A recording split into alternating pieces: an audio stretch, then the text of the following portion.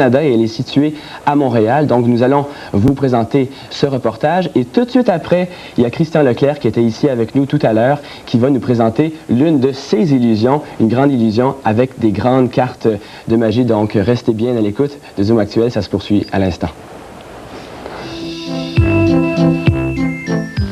D'accord, je vais placer les petits gobelets ici, avec une balle dessus. Pour le travail. On commence.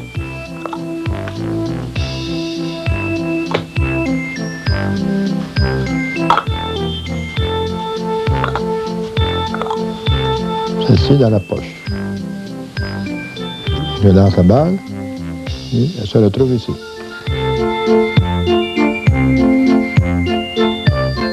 Narcisse, bonjour. Bonjour. Ça fait plusieurs années que vous pratiquez la magie. Combien d'années, justement? Ça fait, disons, depuis 1900... Ça me semble assez. J'ai commencé à 12 ans. Alors, ça peut dire une cinquantaine d'années, peut-être quarantaine d'années. Pas pour me vieillir trop. La magie, vous l'avez appris vous-même? J'ai appris ça, oui. Comment avez-vous procédé pour apprendre ça? C'est que j'allais voir les magiciens en spectacle et je visionnais les tours dans ma tête. En arrivant à la maison, je prenais des notes.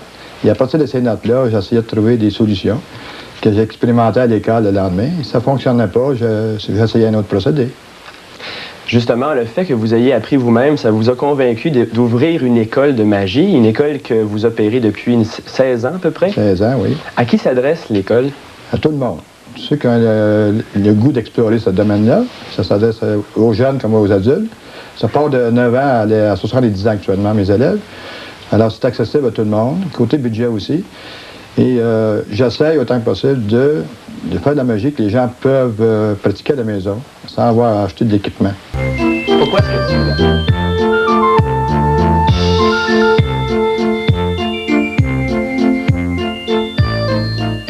Combien ça peut coûter, justement, faire une grosse démonstration sur scène?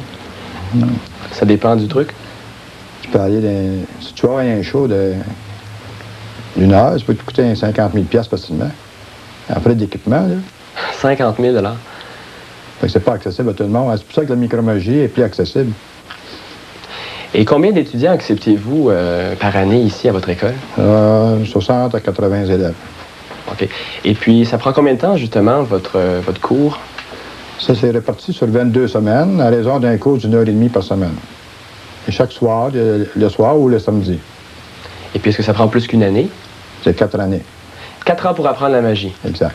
Donc, en première année, on est considéré comme un novice, une personne... Moi, j'appelle ça le niveau primaire, là, primaire en magie, où ils apprennent toutes les techniques de base en faisant des tours.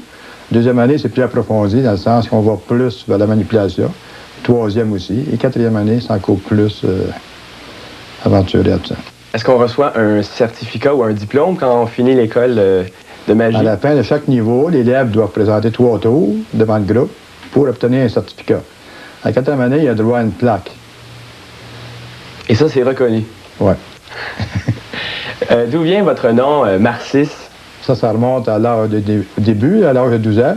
Là, j'ai commencé à m'intéresser à la magie. J'avais un autre petit garçon qui était avec moi à l'école, qui s'appelait Marc. Et lui et ses parents, ils lui donnaient un peu d'argent pour acheter de la magie. Moi, je n'avais pas. Alors, tant qu'il est parti à la fin de l'année scolaire, il m'a tout donné ses tours. Parce qu'il dit, je pense que tu aimes mieux ça que moi encore. C'était le plus beau cadeau que j'ai reçu dans ma vie à date. Parce que ça n'a pas grand-chose. Si je regarde aujourd'hui, ça a peut-être une valeur d'une dizaine de piastres, qu'est-ce qu'il m'a donné dans un peu d'équipement. Mais pour moi, c'était le début de mon premier équipement que j'ai conservé pendant longtemps. Et pour ne pas oublier ce jeune homme, j'ai conservé son nom, Mac, et j'ai rajouté IS, qui sonnait un peu avec Maurice, pour faire Narcisse.